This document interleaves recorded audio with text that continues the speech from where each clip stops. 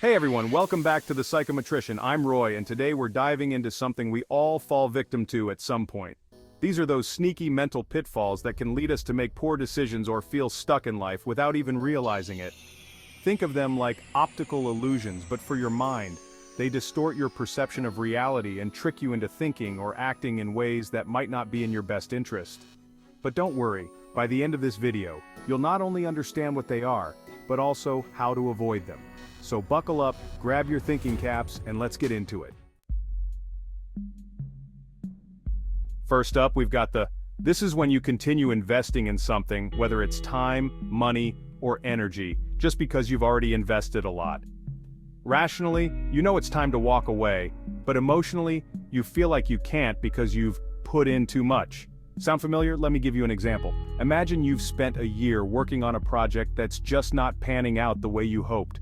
You've poured your heart and soul into it, burning the midnight oil, sacrificing weekends, the works, but deep down you know it's not going anywhere. The logical thing to do would be to cut your losses and move on to something else, right? But that's where the sunk cost fallacy rears its ugly head.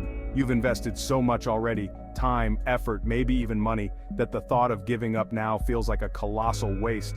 You tell yourself, I've come this far, I can't give up now, or if I just push a little harder it will all be worth it. And this, my friends, is the trap. You're holding on to something that's not serving you simply because you're afraid of losing what you've already invested. But here's the thing, those past investments are gone. They're sunk costs. They shouldn't dictate your future decisions. The key to avoiding the sunk cost fallacy is to focus on the present and the future, not the past. Ask yourself, if I were starting from scratch today, knowing what I know now, would I still invest in this? If the answer is no, it's time to walk away, no matter how much you've already put in. This applies to relationships, jobs, projects, even that plate of food you're forcing yourself to finish just because you paid for it. Remember, cutting your losses is not a sign of weakness, it's a sign of wisdom. It's about recognizing when it's time to redirect your energy towards something more fulfilling and worthwhile.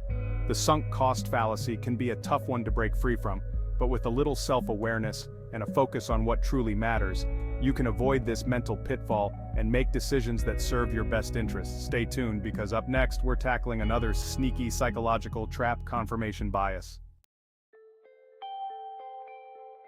Alright, let's talk about confirmation bias. This is a tricky one, folks. It's the tendency we all have to favor information that confirms our existing beliefs while downplaying or completely ignoring evidence that contradicts them. It's like having an internal filter that only lets in what we want to see and hear, even if it means distorting reality. Think of it this way. You're passionate about a particular political candidate. You believe they have the best policies, the right experience, and the integrity to lead. Naturally, you seek out news articles, opinion pieces, and social media posts that support your viewpoint. You gravitate towards like-minded individuals who share your enthusiasm. But what about the articles that criticize your candidate, the news reports highlighting potential flaws in their policies? Do you read those with an open mind, considering the opposing viewpoints? Or do you dismiss them as biased, inaccurate, or even fake news? That, my friends, is confirmation bias at play. It's our brain's way of protecting our ego and preserving our existing beliefs, even if those beliefs aren't entirely accurate or objective. Confirmation bias can be incredibly pervasive, influencing our choices in everything from who we date to what we buy to how we vote. It can lead to echo chambers where we surround ourselves with people who only reinforce our existing views, making it even harder to see the bigger picture. So how do we overcome this deeply ingrained bias? It starts with awareness. Recognize that you, like everyone else, are susceptible to confirmation bias. Actively seek out diverse perspectives, even if they make you uncomfortable. Challenge your own assumptions. Ask yourself why you believe what you believe. Is it based on solid evidence, or is it just a convenient narrative that confirms your pre-existing worldview? Be open to the possibility that you might be wrong. Embrace intellectual humility. The more willing you are to question your own beliefs, the more likely you are to break free from the echo chamber of confirmation bias. Remember, true growth and understanding often lie outside our comfort zones, so challenge yourself to engage with different perspectives, even if, and especially if, they make you question what you thought you knew. Up next, we're exploring the status quo bias, another fascinating psychological trap that might be holding you back without you even realizing it. Now let's talk about something called the status quo bias. This is our inherent tendency to prefer things staying the same, even if change might be beneficial. It's the voice in our heads whispering, let's just stick with what we know, even when deep down, we crave something more. We humans are creatures of habit. We find comfort in familiarity, in routine, in the known. Change, on the other hand, represents the unknown, and the unknown can be scary. It often comes with uncertainty, risk, and the possibility of things not working out the way we hope. Think about it.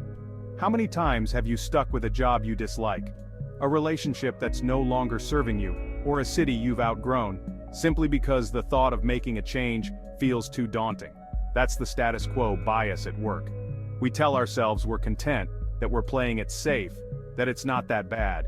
We rationalize our inaction by focusing on the potential downsides of change while downplaying the potential benefits. But here's the thing, staying stuck in a rut can be just as detrimental as making a change, if not more so. It can lead to feelings of stagnation, resentment, and a nagging sense of what if. Overcoming the status quo bias requires conscious effort and a willingness to step outside our comfort zones. Start by questioning your assumptions. Are you truly happy with your current situation, or are you just afraid of rocking the boat? Weigh the pros and cons of change objectively, without letting fear cloud your judgment. What are the potential benefits of making a change? What's the worst that could happen if you do? And most importantly, what's the cost of staying the same? Remember, change is inevitable. The only constant in life is change itself. By embracing change, by being open to new possibilities, you empower yourself to shape your life on your own terms, rather than letting fear and inertia dictate your choices. Don't let the status quo bias keep you tethered to a life that's less than what you deserve. Be bold, be courageous, embrace the unknown, and watch as you unlock a world of possibilities. Stick around, because up next we're tackling the final psychological trap: learned helplessness. Finally, let's delve into learned helplessness. This one can be particularly debilitating, as it can trap us in a cycle of negativity and self-doubt. It's the feeling of giving up because you believe that no matter what you do, nothing will ever change. Imagine this: you've applied for numerous jobs, but you keep getting rejected. You pour your heart into your creative pursuits, but your work is met with indifference. You try to make positive changes in your life, but you keep encountering setbacks. Over time, these repeated experiences of failure and disappointment can chip away at your sense of self-efficacy, leading you to believe that you lack control over your own life. You start to feel helpless, like you're at the mercy of external forces beyond your influence. This feeling of helplessness can permeate various aspects of your life. You might stop applying for jobs, even if you desperately need one. You might abandon your passions, convinced that you'll never succeed.